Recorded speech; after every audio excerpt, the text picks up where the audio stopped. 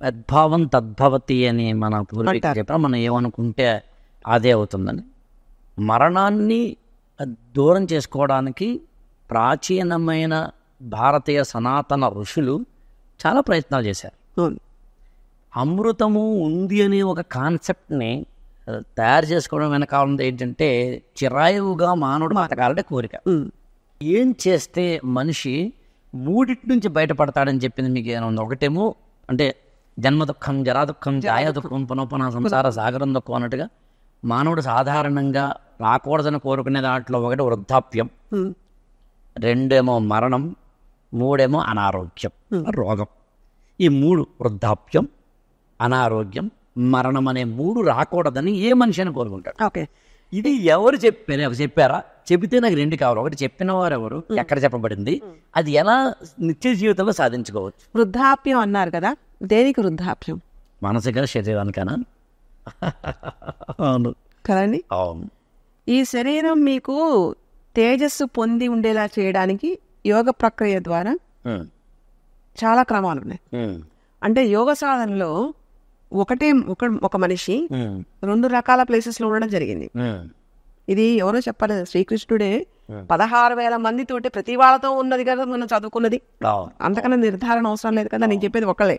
అవును, భగవంతుడు కాబట్టి అన్ని రకాలుగా, అంటే ఆ దివ్యత్వం అనేది మనల్ని పరిమళలా చుట్టుకుంటుంది కాబట్టి అది మనకి అమృత కలశం లాంటి భాండారాలు ముంచి మనల్ని లేపుతుంది.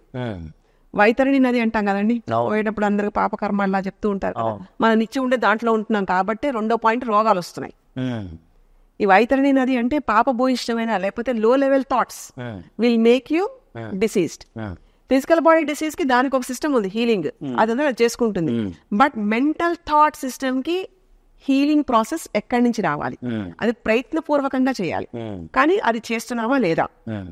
ఈ చేస్తున్న భాగంలో ఈ 2 కనుక కనెక్ట్ అయితే దెన్ కమ్స్ లాంగివిటీ.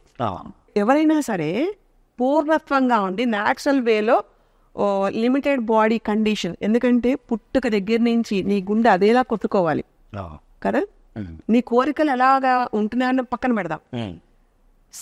ఉండే శరీరంలో ఉండే 12 systems will be working continuously. దాని గురించి మనం పట్టించుకోవట్లేదు.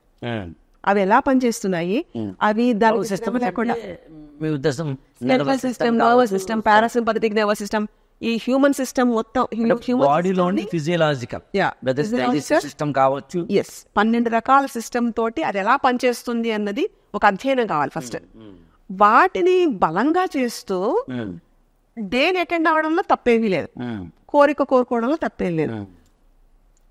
కొంతమంది వాళ్ళు ఇంకే ఇది వచ్చిన పర్పస్ అయిపోయింది అనుకుని తెలుసుకుని కౌంటర్ చేసుకుని శరీరాన్ని వాళ్ళు వదిలేసి వెళ్ళిన సందర్భాలు ఉన్నాయి. అవును, సిద్ధయోగులు కానీ లేకపోతే సమాధి చెందడం కానీ, అలా నిలువుగా అంటే విత్ లైఫ్ సమాధి పొందడం.